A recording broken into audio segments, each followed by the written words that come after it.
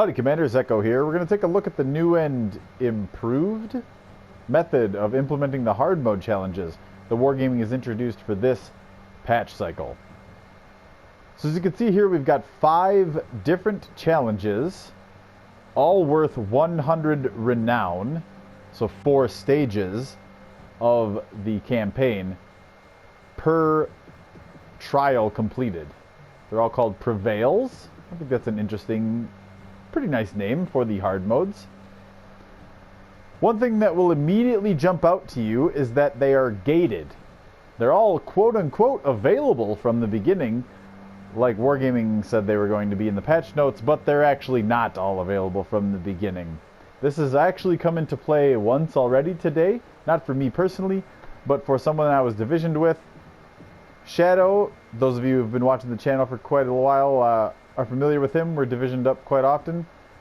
He already completed this mode, this one right here, Prevail 2. One battle, hit enemy ships with torpedoes 10 times.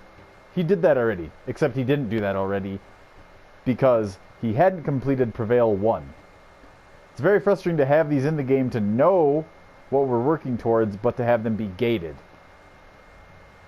From a certain point of view, I can sort of understand it, but realistically, you can't complete any more than one of them at a time. I guess the damage one, you're probably getting that if you're hitting a lot of Citadels or hitting a lot of Torps, but why not? Why not have them be achievable multiples at a time?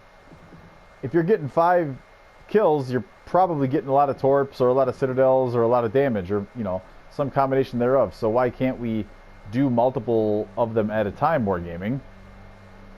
Instead of having the frustration of the entire cycle, oh, this is the only one I can be working on, and the rest of these, you can't do it. Especially when you consider that all the rest of these are in a single battle missions that are gated at first by a cumulative one.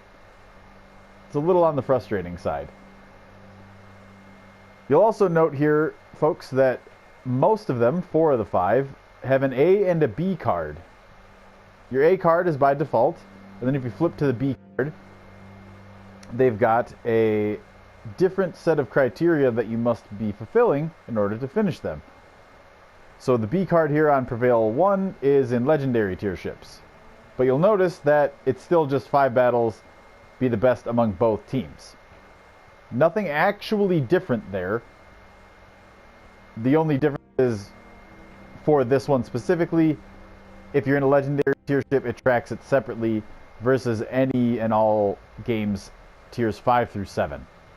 So if you play a lot of Legendary, you're likely to finish this one faster than if you don't play a whole lot of Legendary, you're likely to finish this one first.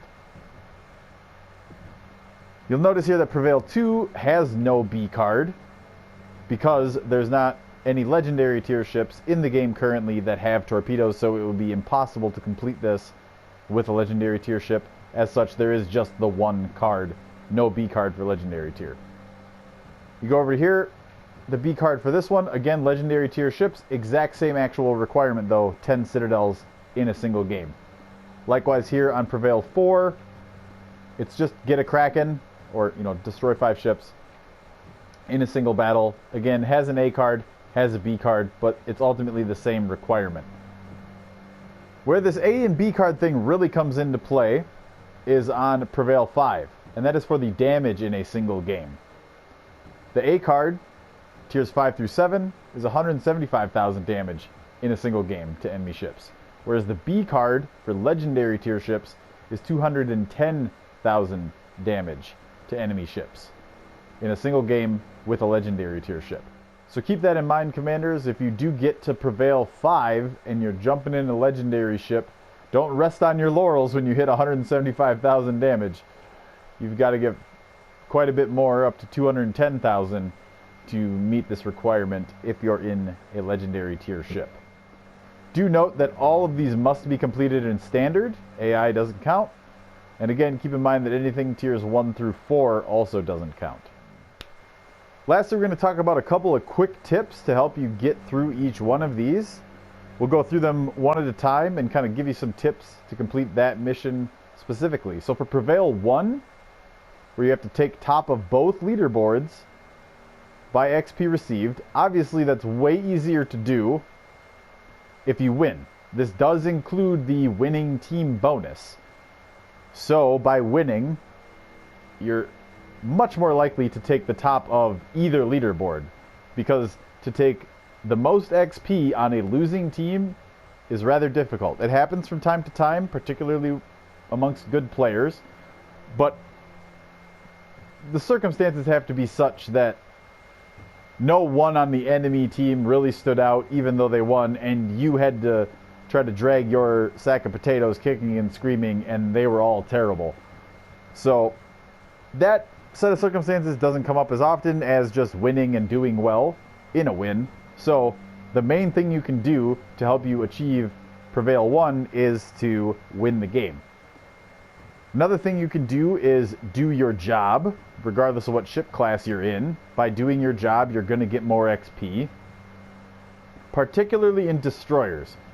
You find that if you do your job in destroyers, and unfortunately we don't have that video on the channel yet, but by doing your job in a destroyer, you're probably going to be much more likely to take the top of the leaderboard and set your team up for the win, so you can be at the top of both leaderboards more easily. Lastly, for Prevail 1, it's going to be much easier to earn more XP if you're in a ship that is already fully leveled, using a commander that's relatively high level with high level inspirations. You're just going to be that 3 to 5 to 10% better than somebody out there who's not in an upgraded ship, who's got a low level commander with low level inspirations. So unless you're extremely new to the game, I would suggest using ships that you're very comfortable with, that you've already finished grinding, assuming we're talking about tech trees, or premium ships that you have quite a bit of elite XP in, therefore you're pretty experienced in it and know how to play it. Shoot for those types of ships, have high level commanders piloting them, and it will be a little bit easier to finish Prevail 1 for you. Moving on to Prevail 2, this is the one where you have to hit enemy ships with torpedoes 10 times in a single battle. A couple considerations here. I would strongly encourage you to play Tier 5 destroyers for this. The reason for that is the Tier 5 and the Tier 4 battleships, at least across all the tech trees. I don't own all of the premium battleships at those tiers, so if you know for sure one way or the other, let me know in the comments below. But at least all the tech trees, Tiers 4 and 5, cannot equip the Slot 3 target acquisition module because they don't have a Slot 3 at those tiers. What that target acquisition module does as it pertains to this Prevail 2 mission is it makes your torpedoes easier to spot. You're going to land fewer of them if they're easier to spot. Another thing you can do is go back and watch my Land More Torpedoes video. If you watch that video and put all of those things into effect in your game, you're probably going to be able to pull this off relatively easily. Another tip for Prevail 2 is to play ships that have a multitude of relatively fast reloading torpedoes that don't actually hit that hard. Now, I know that sounds a little counterintuitive, but if you hit too hard and you kill the enemy battleships, or cruisers for that matter, or even the DDs, with a 1 or 2 or 3 torps, then you can't torp them again. And that 3rd, 4th, 5th torp from the same salvo that hits them, that you aimed properly, it actually doesn't do any damage because they're already dead. It doesn't count as a hit. It just hits their corpse, and it doesn't actually count towards this Prevail. Or you don't have the opportunity to do a follow-on salvo, 60 seconds later, because again, they're dead. So a follow-on salvo where you get a couple more hits doesn't happen. They don't have a chance to heal up because you sank them, etc. So German DDs would be really solid for this. It's actually where I would put at the top of my list. Gaeta and T-61, probably the 2 ships in the game that you're most likely to do this with. Take off your Tanaka inspirations if you're running him. Put on Atago, put on Bay. Again, watch that Landing More Torpedoes video for a more in-depth look at the tips that'll help you land more torpedoes in a single game. But for this one, those are probably the 2 ships I'd put at the top of the list. If you don't have those, Jervis would be another good pick, and that's because of the single, tube by tube launchable torpedoes. That's kind of a high risk, high reward play, but you can often land 4, 5, 6 torps in a single salvo with those. And what'll often happen is you're hitting the same spot on a ship with those, especially something that's coming bow into you, and you can damage saturate them, so you keep getting torp hit, torp hit, torp hit, torp hit, but it doesn't sink them. So that's another way that you can, I wouldn't say cheese it, don't play badly, but that can be one ship that you can have the opportunity to land a lot of torpedoes relatively effectively, relatively easily with that single launch tube by tube configuration on the Jervis. Moving on to Prevail 3, where you have to get 10 Citadels in a single battle. For this, I would encourage you to think of ships that have relatively rapidly reloading, decently punchy, yet not high damaging AP shells. The reason for this is if you start Citadeling everything, it's just going to all be dead, and then you won't have any more opportunities at Citadels.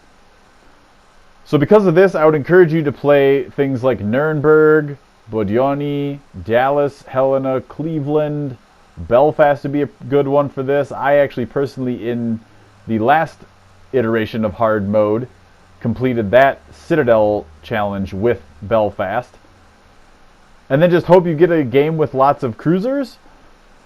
One thing that can be problematic about this with using battleships is that if you start getting in that kind of 6, 7, 8 range on Citadels on battleships, well, now you've done so much damage that there's nothing left to Citadel. Another problem with that is if you are in a battleship and you do Citadel a bunch of things on your side of the map, then you're too slow to really be able to get to another part of the map to try to get any other Citadels. Whereas in a cruiser, like the ones we've already mentioned, let's say you Citadel everything, you can get 6, 7, 8, 9 on your side of the map, and by then, yeah, sure, everything's probably dead, but you haven't killed everything in just a couple of salvos or scared it off. And now you've got the speed, yet also the reach to get to another part of the map and affect things there. Get those last couple Citadels you need to wrap things up on that part of the map.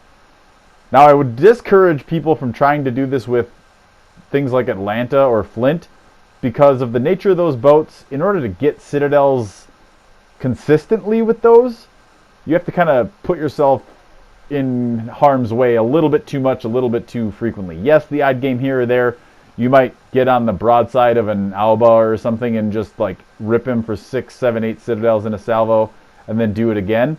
But I don't think the consistency is there with those ships, and you might be often trying to force a situation that just doesn't actually exist. Where on things like Nuremberg, Dallas, Helena, Belfast, etc., you can easily find opportunities to rip a bunch of Citadels in those ships, get 2 or 3 every single salvo, to 9 seconds later, you're doing it again. So those 152 cruisers with the rapidly reload, decently punchy AP, build them with punch through. I think that's probably your best bet for finishing Prevail number 3.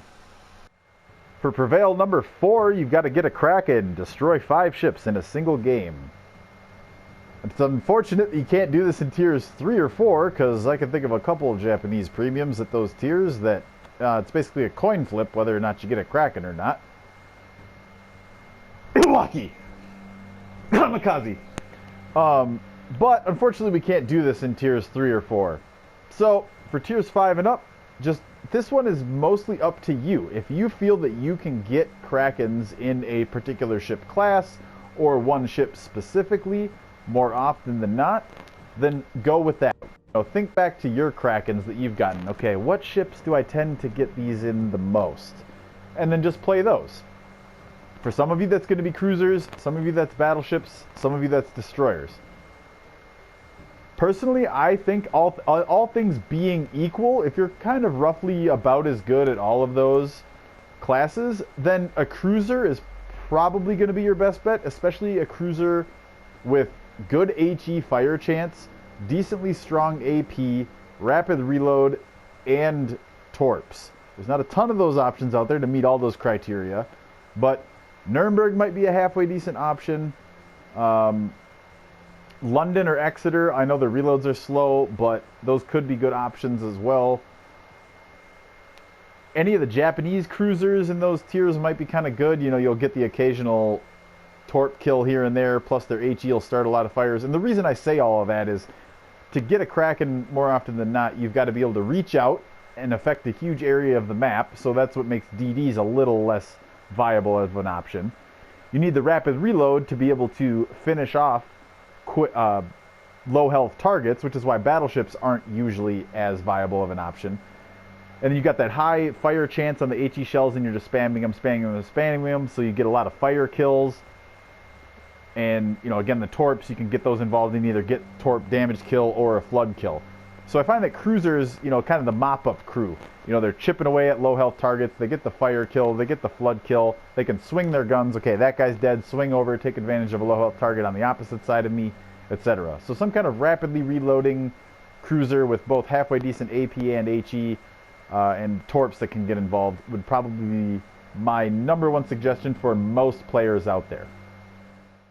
Moving on to Prevail number 5, where you have to get 210,000 damage in a legendary tier ship, or 175,000 damage tiers 5 through 7. My main recommendation for this is to play probably tier 7. There's just more damage to be had in those higher tiers. The ships are just thicker. And if you're in a 7 ship, you have the opportunity to potentially face off against the thickest ships in the game, those legendary battleships. And then just hope for good matchmaking. Lots of battleships that have an opportunity to slink away, come back, slink away, heal up, come back, slink away, heal up, come back. That tends to be the way that these high damage games work. These, you know, curb stomp type games that are in garbage time by 8 minutes left on the clock, which are more and more frequent nowadays, but that's a topic for another video. Those type of curb stomp videos are not going to be the ones that enable you to get this 175,000 or 210,000 damage. It's very difficult to rack up that much damage. So playing a relatively fast reloading battleship that can be aggressive and push in and get secondaries involved and maybe even torps involved might not be a bad idea. That tends to be kind of the type of ship that tends to get a lot of damage easily. Luckily, you don't have to win the game. You just have to get 175,000 damage.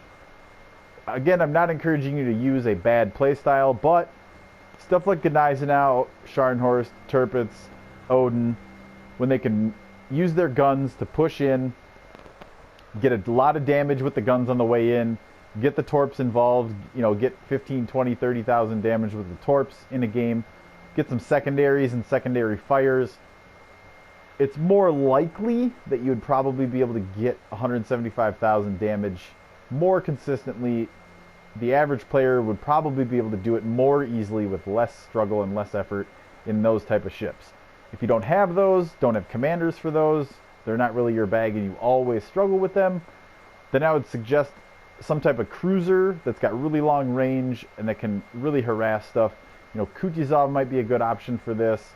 Belfast with the range setup might be a good option for this. Just something where you can just continuously harass and harass and harass and harass battleships, set a lot of fires, get a lot of fire damage, flip to AP when they're damage saturated, and have relatively effective AP salvos as well. Those are probably my 2 top recommendations.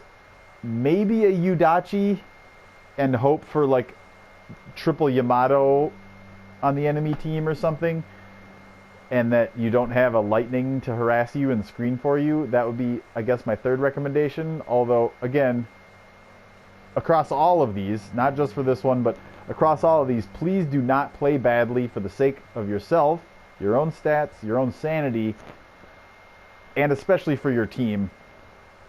I want you to think of these things as options. You do not need to complete these hard mode challenges. They're optional. You can finish the Havoc up to a week early by completing all of these, but they're not necessary. You do not have to finish them. And so just look for the opportunities to do these.